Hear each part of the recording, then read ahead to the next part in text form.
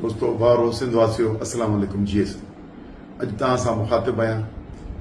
सिंध जे हिन ताक़तवर आवाज़ जेको पोयनि 8 महीननि में उभरी सिंध जे कुंड कुर्श ताईं पहुची चुको आहे जंहिंमें सिंधु दरिया खे बचाइण जूं सभु तहरीकूं इनफरादी सियासी ऐं सिविल सोसाइटी नौजवाननि वकीलनि भेणुनि औरतुनि मर्दनि जंहिं ताक़तवर अंदाज़ सां तहरीक खे ताक़तवर करे ऐं सिंध जे रोडनि ते अची विया आहिनि उन्हनि खे मुबारकबाद ॾींदे उन्हनि खे साराईंदे या गुज़ारिश था कयूं त पंहिंजे हिन तहरीक खे अञा ताक़तवर करियो त जीअं नतीजा खेसि थिए इन विच में 8 जुलाई 2024 ते हिन सिंध दुश्मन मनसूबे या 6 कैनालनि ठाहिण जो जेको अप्रूवल मुल्क जे सदर आसिफ अली ज़रदारी ॾिनो ऐं उन खां पोइ मुस्तक़िल मिज़ाजी सां सिंध हुकूमत ऐं उन सां लाॻापियल सभु माण्हू कूड़ ॻाल्हाईंदा रहिया ऐं अॼु ताईं बि उन ते हलंदा पिया अचनि सिंध असेंबलीअ मां हिकिड़ी जाली रेज़ोल्यूशन जारी कयूं सिंध जे माण्हुनि 14 तारीख़ ते उनखे रद्द करे छॾियो आसिफ ज़रदारी जेॾीमहिल कूड़ा बयान वज़ाहती बयान जॉइंट पार्लियामेंट ॾिना उन्हनि माण्हुनि खे रद्द करे छॾियो त बाबा इहे बयान सिफ़ारिशूं ऐं न हलंदियूं तव्हां हुकूमत में आहियो जीअं तव्हां अप्रूवल ॾिनो आहे तीअं अप्रूवल वापसि वठो 2 SIFC में सिंध जो चीफ मिनिस्टर ऐं प्राइम मिनिस्टर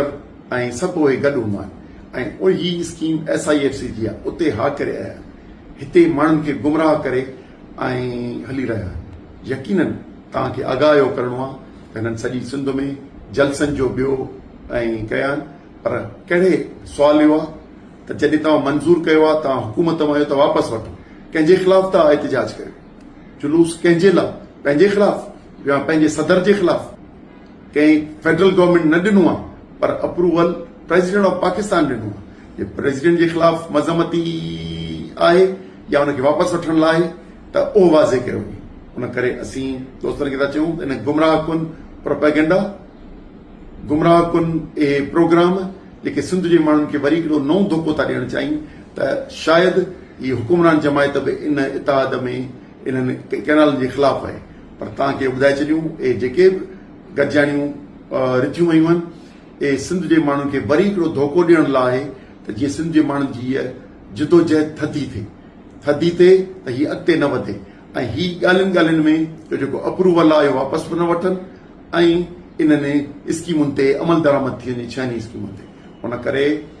चोलिस्तान जी स्कीम हुजे ग्रेटर थल कैनाल जी स्कीम हुजे या जलालपुर कैनाल हुजे इहे सभु नाजाइज़ नमूने सां पंजाब में ठहण जो सबबु पाकिस्तान पीपुल्स पार्टी आहे उन करे अचो त ताक़तवर नमूने सां मुल्क जे हुकुमराननि और फेडरल गवर्नमेंट हुजे या प्रोविंशियल गवर्नमेंट हुजे जेके इन्हनि खे अमल दरामद करण में कमु करे रहिया आहिनि उन्हनि जे ख़िलाफ़ ताक़तवर आवाज़ सिंध जो ऐं जिदोजहद जे ज़रिए ताक़तवर अहिड़ो आवाज़ पैदा करियूं जो सॼी सिंध उथी ऐं लखनि जी तइदाद में जीअं माज़ीअ में कयो आहे कि इंशाअल्लाह अप्रैल जे महीने में बि इन खां वधीक ताक़तवर नमूने पाण जिदोजहद करियूं त जीअं इहे सिंध दुश्मन मनसूबा दफ़न थी सघनि